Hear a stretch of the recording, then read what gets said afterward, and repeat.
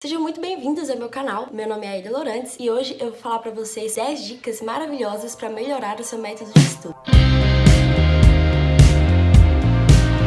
Antes de começar, eu gostaria de agradecer a todo mundo que veio falar comigo sobre o último vídeo, seja aqui nos comentários, pela DM lá no Instagram, ou até mesmo por mensagem no WhatsApp. Não tem nada no mundo que me motive mais do que isso. Saber que alguma dica ou outra consegue realmente ajudar alguém é o que mais me faz feliz hoje. Então, muito obrigada. Quando a gente fala sobre estudos, se eu te perguntar qual é o objetivo de cada uma das coisas que você faz, independente do que for ou quantas forem, com certeza a resposta vai ser: eu acredito que isso me ajuda. De alguma forma, isso que eu estou fazendo me dá no mínimo a sensação de que está me ajudando. Seja anotações em aula, o jeito de ler, o jeito de usar o marca-texto, até mesmo as cores das canetas que você usa, isso tudo tem influência no seu jeito de estudar. Eu, por exemplo, sou o tipo de pessoa que às vezes eu nem preciso usar nada na sala de aula, mas que se esquece o estojo, entre desespero completo e total. Isso porque eu acredito que ter aquelas coisas comigo na sala de aula, enquanto eu faço minhas anotações, é o que mais me ajuda. Acontece que mesmo sabendo aquilo que te faz bem, o que realmente te faz aprender e revisar para a prova, existe sempre aquela dúvida que não some. Será que eu estou estudando de maneira certa? O que eu posso fazer para melhorar o meu método de estudo? Para poder encontrar a resposta para isso, você precisa pensar em tudo que você costuma fazer. Será que isso está me ajudando? Não tem benefícios nem malefícios? Ou estou, na verdade, perdendo tempo com isso? Muitas pessoas já vieram me perguntar sobre pequenas coisas que elas poderiam fazer para poder incrementar na sua rotina de estudos. Por isso eu separei hoje 10 dicas para melhorar o seu método de estudo de forma que ele renda maravilhosamente. Essas 10 dicas que eu vou falar aqui, elas são mais generalizadas, então eu tentei abranger diversas formas de estudo. Eu prometo que, se vocês quiserem, eu posso fazer um vídeo específico para cada coisa que eu falar aqui. Todas as dicas são fáceis, muito fazíveis e definitivamente vão te ajudar. E para ilustrar bem o que eu estou falando, eu gravei o meu estudo de sábado à noite sobre um dos vários mil temas que eu tinha que estudar. A primeira coisa que eu vou falar aqui é sobre suas anotações. Independente de qual for seu método de anotação, se você faz ele na sala de aula, se você faz ele com o livro do lado, em casa, se você usa de cadernos, ou prefere fazer no computador, no iPad, tablet, enfim. Independente do método que você usar, suas anotações precisam facilitar a sua vida. Às vezes, por mais que escrever faça bem pra você e te ajude, o modo que você escreve pode acabar dificultando um pouquinho sua vida no lugar de facilitar. Então para tudo e dá uma olhadinha se as suas anotações estão sendo compatíveis com aquilo que você precisa. É por isso que a minha primeira dica logo de cara é: não saia escrevendo enlouquecidamente. Isso não vai te ajudar. Algumas coisas você já sabe, e sabe tão bem que não tem por que você ficar escrevendo aquilo repetidas vezes. E isso precisa ser interiorizado dentro de você, que sim, você sabe e está tudo bem não escrever de novo, porque você está perdendo um tempo sem precisar. Se você assistiu uma aula, foi a primeira vez que você viu e quis anotar tudo que o professor falou, ok, mas se você vai fazer um resumo do livro, não reescreva aquilo que você já anotou uma vez. Eu sei que de início pode dar um pouquinho de medo, eu mesma sentia que se eu não escrevesse, aquele conhecimento ia sumir da minha cabeça. Porém, não é bem assim. Tente se policiar, que é bem mais fácil do que simplesmente parar de escrever coisas. Principalmente se você for um pouco cismado como eu sou. Tendo esse treinamento, uma hora você vai chegar no ponto em que vai ser mais fácil para você não escrever todas as coisas que foi dado em aula ou que estão no livro. Essa dica é importante não só porque vai render, mas também porque vai causar uma certa confiança com o passar do tempo. Eu sei isso. Não vou precisar ficar escrevendo porque eu sei. Ter confiança quando a gente está estudando é tudo de bom. Claro que não é nenhum crime se você achou que sabia aquilo e depois foi perceber que não sabia. Tudo bem se isso acontecer, é completamente normal e plausível. A gente às vezes está vendo aquela aula e entende tudo de primeira e pensa: cara, eu sei tudo daquela matéria.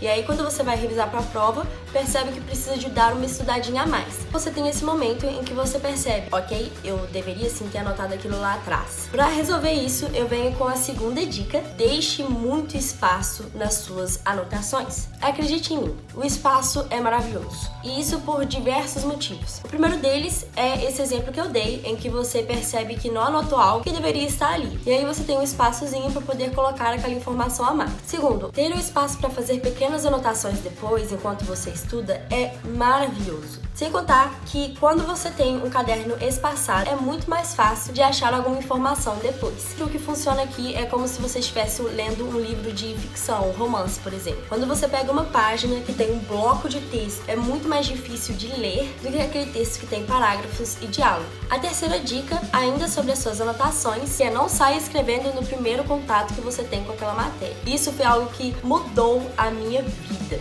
Se você sente que, se você não escrever nada, que é o meu caso, fica difícil de concentrar e absorver aquele conteúdo, então escreva em papéis de rascunho ou um caderno de rascunho, qualquer coisa do tipo, de qualquer forma, sem se importar muito com o layout daquela página. E depois, quando você tiver tempo, você vai parar para pensar naquele assunto e em qual ordem ele deve ser estudado. Porque essa é uma dica de ouro. Quando a gente está aprendendo algum assunto, revisando, estudando para prova, o que for que seja, acontece 1 bilhão de conexões aqui dentro na sua cabeça. O raciocínio, ele é uma coisa louca. Por mais que ele seja lógico, você nunca sabe exatamente qual vai ser a conexão que a sua cabeça vai fazer sobre aquela informação. O professor criou um método de ensino em que ele acreditou que era o melhor para poder ensinar para os alunos, mas acontece que às vezes é mais fácil para você linkar um assunto no outro de maneira diferente daquela que foi ensinada para você. Por falar em anotações, é muito óbvio que a quarta dica iria aparecer em algum momento da vida, que é melhore a sua letra. Eu não sou a melhor pessoa para se dizer isso, já que a minha letra não é das melhores, mas estou fazendo todo um esforço para melhorar ela. É fato, se a sua letra não estiver boa e você escrever de qualquer forma, não tem como você utilizar isso para um estudo posterior. Aquela anotação que você fez em aula pode não ter criado um prejuízo, mas ela também não te deu um grande benefício. Eu não quis dizer uma letra bonita, aquelas letras cursivas, datilografadas. Uma letra boa é uma letra legível, preferência de um tamanho bom e que possa ser utilizada inclusive em momentos que você está escrevendo muito rápido. Não tem como falar de estudos e principalmente anotações sem falar na dica 5. Você não precisa fazer nada perfeito. Aquele estudo é para ajudar você, o seu conhecimento, o seu resultado na prova. Essa perfeição das anotações e do método de estudo é muito cobrado pela gente, principalmente nas redes sociais, aqui no YouTube, no Instagram, no Pinterest. As pessoas simplesmente têm aqueles resumos maravilhosos com letras que parecem que foram impressas no papel de tão perfeitas. Você não tem que alcançar isso, a não ser que seja assim o sonho da sua vida. Ter um estudo bonito, uma anotação bonita é ótimo. Isso causa um estímulo. Vamos supor, vou sentar para poder revisar essa matéria e eu vou pensar,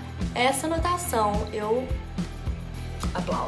aplausos apenas, mandei a ver, foi a melhor anotação que eu já fiz na vida. Mas elas não precisam ser perfeitas, certo? Elas precisam ser funcionais. Pra ser sincera, os meus resumos são assim hoje, porque eu disponibilizo eles gratuitamente online. E é por isso que eu gasto tempo, material e espaço fazendo esse frufru. Eu literalmente faço meu resumo inteiro e depois eu venho colocando as setas de canetas coloridas, passo os marca-textos, coloco as washi tapes, o que for. Se você fica muito focado nessa perfeição e nessa estilização, você vai perder tempo, além de ficar um pouco frustrado no início se der tudo errado. Não tem por que você passar por isso. Agora eu vou falar sobre o fan favorite, que são os marca-textos, seja no seu caderno, no livro, na sua apostila ou até mesmo pelo computador, que vai ser o exemplo aqui que eu vou dar pra vocês. Não saia passando marca-texto em tudo. Eu já vi muita gente me falando assim, mas eu preciso do marca-texto porque isso me faz prestar mais atenção no momento em que eu estou lendo. Se for o seu caso, eu sugiro que você use um lápis no lugar do marca-texto, porque vai cumprir a função de acompanhar a sua leitura, então você vai prestar atenção e você não vai diminuir a efetividade do marca-texto. Algumas informações você já sabe, você já leu, não tem por que você ficar marcando aquelas coisas básicas. Isso vai facilitar a sua vida. Quando você for reler aquele material em algum momento, você vai reler o que estiver de marca-texto e vai ser logo de cara aquilo que for mais importante pra você. Seja o que você tem mais dificuldade, coisas que são decoreba ou aquilo que o professor falou que iria cair na prova. Independente do que for, use o marca-texto de forma que se um dia você for precisar daquela informação depois, vai ficar fácil de achar o que você está tratando. A gente fala de marca-texto, a gente fala de 1000 cores. Principalmente agora que os marca-textos estão vindo de cores incríveis. Ter variação de cor é muito ótimo. Funciona da seguinte maneira: mais que você esteja ali aprendendo um conteúdo, queira ou não, a gente precisa da nossa memória. E a nossa memória é grande parte visual. Então, quando você tem diversas cores, fica fácil para sua memória gravar diversas coisas diferentes. Então, nessa dica, o que você vai fazer é criar um código de cor. Você vai pegar as cores que você tem disponíveis e dar um significado para cada cor. Por exemplo, rosa para as definições, amarelo para aquilo que for muito importante, verde para o que for decoreba e azul para aquilo que a professora disse que iria cair em prova. Se você sente que memória visual não é muito seu negócio, olha só a diferença entre esse estudo que eu fiz utilizando apenas uma cor de marca-texto e usando várias cores. Mesmo que talvez eu não lembre de cara a conexão da cor com o significado, mas isso vai te ajudar quando você for revisar esse assunto. E se você não tem marca-textos ou marca-textos não é muito a sua praia, você pode usar outras diversas coisas. Lápis de cor funciona muito bem para poder fazer essa marcação. Canetas. E além disso, você não precisa utilizar necessariamente cores. Cores ficam mais fáceis porque costumam ser chamativos. Então você pode usar um código de símbolos. A oitava dica não poderia ser mais fácil e também mais difícil. Ela vai facilitar a sua vida, porém às vezes o professor dificulta que a gente coloque essa oitava dica em prática. Olhar a sumarização daquele tema. Você está vendo a primeira vez aquele conteúdo. O professor já passa de uma vez qual vai ser cada um dos temas abordados naquela aula. Fica muito mais fácil para você saber qual a ordem é a melhor para você. Também é ótimo para você entender o que é mais importante naquela aula, porque existem alguns subtemas na prova, eles não são a primeira coisa que você deve olhar. Então, se você sente que precisa revisar e não tem muito tempo, eu sugiro muito que vocês peguem principalmente aquilo que estiver no sumário do professor ou então no objetivo de aprendizado. O grande problema aqui é que alguns professores não fazem isso no início da aula.